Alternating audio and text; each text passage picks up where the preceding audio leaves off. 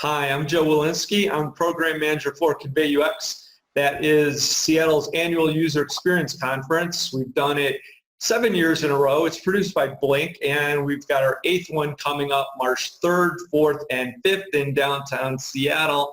And one of the fun things that I get to do is talk to our many presenters. And so today I am talking to Brian McElaney. Hello, Brian. How are you?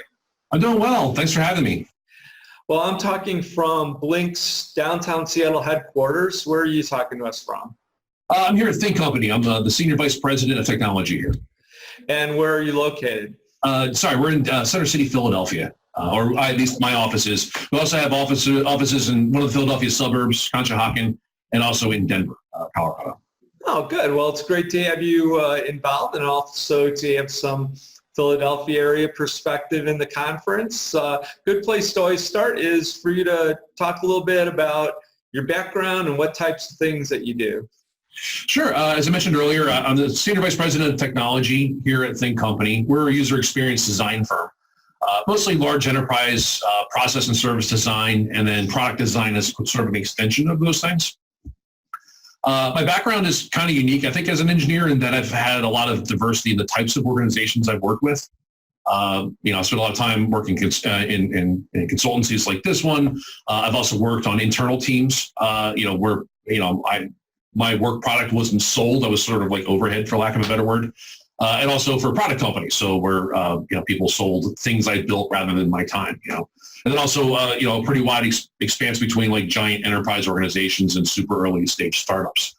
And so a lot of my interests are currently in looking at where the problems in those organizations tend to intersect, right? Like there seems to be certain things that regardless of where you're working or how you're working on software, you run into the same sort of issues. And those are kind of the things I've been focused on more recently.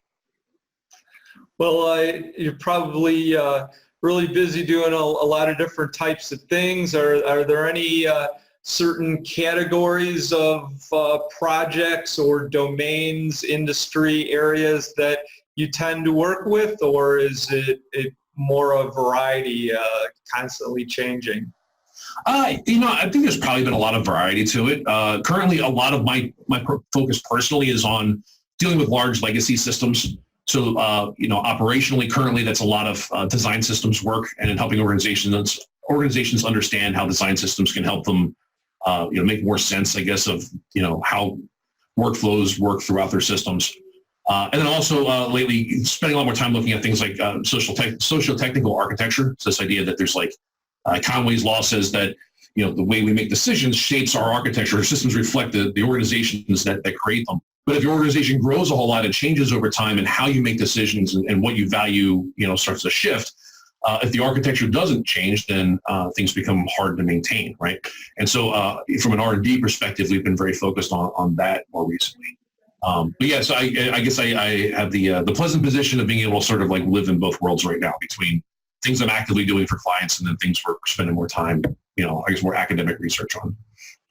Well, we'll get to your topic in a minute, but are there any things been going on that have been taking up your time separate from project work? Any new activities or thoughtfulness going on? Yeah, so taking the this idea of patterns into my side projects. I'm actually working on a wine data project right now. It's this idea that there's a science behind wine and how you perceive it. And so I've been looking at how to tie various terroir, wine culture, and the biochemistry of different grapes into a system that that you can use basically to suggest wines based on what you know. So if you tend to like things that are super clean and a little bit more scientific, as far as very particular fermentation style, then I start looking at things like Northern New Zealand or whatever, right? But I think a lot of rating systems right now are based on, a 1 to 5 scale sort of a thing. Rather than going there, I'm trying to get at, okay, so based on what you're drinking, then, what can I ask you to find out maybe more about from a viticulture perspective? What did you like? And then I can sort of like narrow in from a data perspective on that. So it's sort of been an interesting outlet on the side to explore some of these concepts that I've been sort of getting into. Yeah, well, that sounds like a fun activity to be thinking about. And another activity is the session that you're going to do at ConveyUX. It's going to be part of our 1530 series of sessions where you're bringing in a theme to then foster some active discussion within the attendees. Your topic title is Improving the Design to Development Handoff. So tell us a little bit of what you're thinking about. Yeah, I'm really excited about this because for me personally, it's been an evolving conversation over the last 10 or 12 years. I feel like early on as a developer, sometimes it would feel as though the can would get kicked. So a certain amount of design would happen and then things would transition over to development and we'd get these representative screens. And then a lot of design was happening by developers. And then over the years, as product design became a more mature sort of segment, I guess, of the design industry, as an engineer, I have a lot more access to designers now and a lot more integration between the design process and agile development. And so now, instead of having this sort of like this real super distinct handoff with deliverables, we're working alongside of each other a lot more.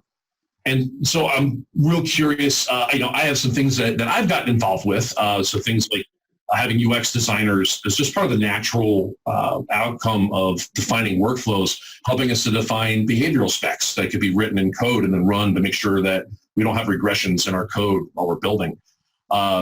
Visual regression testing, getting developers out into the community as part of CIs or architectural inquiries so that, they'll gain more empathy for the users that they're building software for. There's a lot of these techniques that, we've sort of incorporated in our process and, I've had the chance to work with various designers on. And I'm really, so I'd love to present some of that. And then also, this conversation, I'm really excited to hear how other people are finding other ways to integrate those two disciplines in a way where neither one feels like they have to give anything up in order to have that relationship get stronger. Well, yeah, I'm pretty sure that with a topic like this, there aren't going to be a shortage of opinions, questions, thoughts to be shared as part of the activity. So it should be a lot of fun. Thanks for taking the time to chat with me about your background, the work that you're doing, and we'll look forward to seeing you when you make your trip to Seattle from the Philadelphia area in March. Sounds great. See you in a few months.